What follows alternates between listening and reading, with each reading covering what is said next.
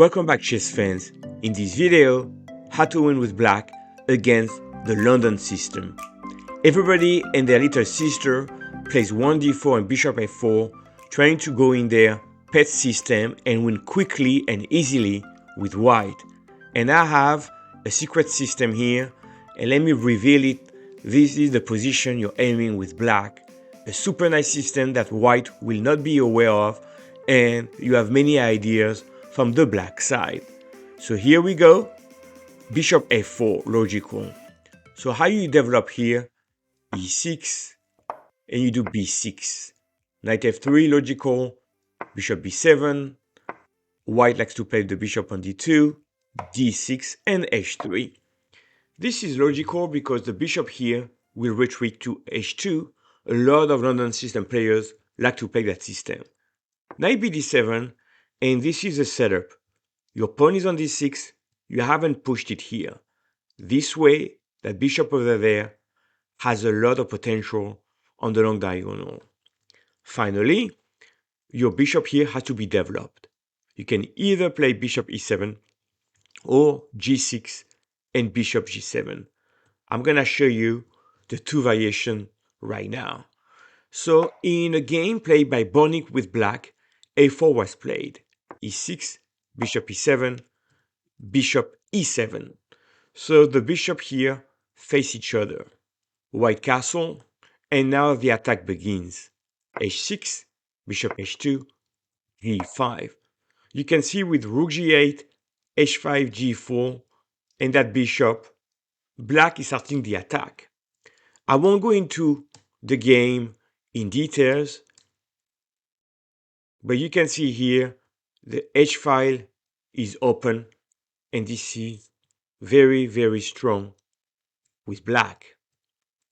The game goes on, and here amazing move by Borik. King d7, the king is safe here, the rooks are connected, and Borik is gonna win the game very quickly. Here the queen infiltrates and the rook infiltrates. Look at that, bishop, queen, and rook. The king is trying to escape, but this position is winning with an extra piece for black. So great idea. We go this position here and we launch the 2 pawn against the king. But in this position over here, instead of playing a4, white will also play bishop e2. And here I want to show you a plan with g6. So a4, logical. You don't want white to come here and put some pressure. So you play a5. So white here play bishop b5, pinning the knight. You don't care. You simply castle.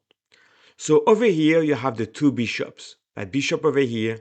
But I really like that bishop over there because we're gonna see that that diagonal a8, h1 is very important.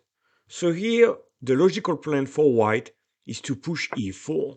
They would like to potentially push e5.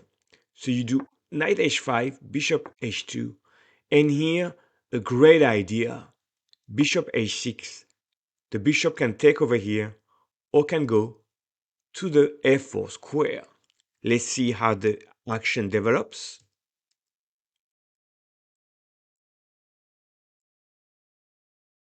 Now, after a few pieces exchange, let's take note.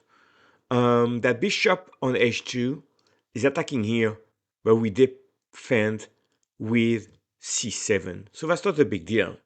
What is the plan for black? Where I said all along this system, you play bishop d7 and the pawn on d6. This way, you have this long range.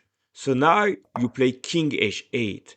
And that's the key idea. You're gonna play rook g8, rook g6, queen g7, rook g8, and you're gonna line up all your pieces on the g file. And white doesn't have a lot of counterplay. So let's see in action. So you bring one knight, two knights, the rooks, the bishop. You are attacking with black. Rook g6. I love that move. And here we have an outpost. So look at this position. The rook here defends here. That knight here may target that. And don't forget, this rook gonna come here. So let's continue. A few games were played in this game. And we have this dream position. White doesn't have any play. And here we can even play e5. And we're pushing. And in this position, we have a brilliant move. We have set up all our pieces. We are ready to strike. And the brilliant move is knight g4. A superb way to conclude the game. We're attacking on f2. We have our pieces lined up. And that bishop here is the only attacking piece. So let's say that white takes, we take, and black takes over here. How do we finish the game? Queen h6, and the game is concluding over here. Let's say the bishop retreat, take, takes, g3, threatening queen h2 checkmate, knight f2. Only move, bishop h3. And now, what is the most brilliant way to finish the game? Everything wins. What I really like, queen h3, queen sacks, and on g take h3, knight f2, checkmate. The bishop on b7 rules. All right. So since we cannot take on g4, keep in mind that on bishop take g8, we have knight f2, checkmate. So on that, this, that, checkmate. So in the game here, to continue, a white play rook f1. And this is quite interesting here. You have all the time in the world. You simply play rook f8 and you are winning. The game goes on. Right here, white resign. So let's say that you play a move like bishop c4. Here you can win by playing knight take, rook h3, threatening rook take h2. And remember that bishop here is looking at the king on h1. So let me know in the comments whether you like better the setup with black with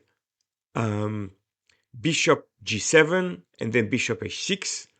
That was the way to attack. Or you like the Borik way to play, which is launching the pawns over here with the bishop on e7. Either way, the star of the game, your bishop on b7 that you played on move 4. I hope you enjoyed this recap. Feel free to leave your comments, like the video, subscribe, and I'll see you in the next one.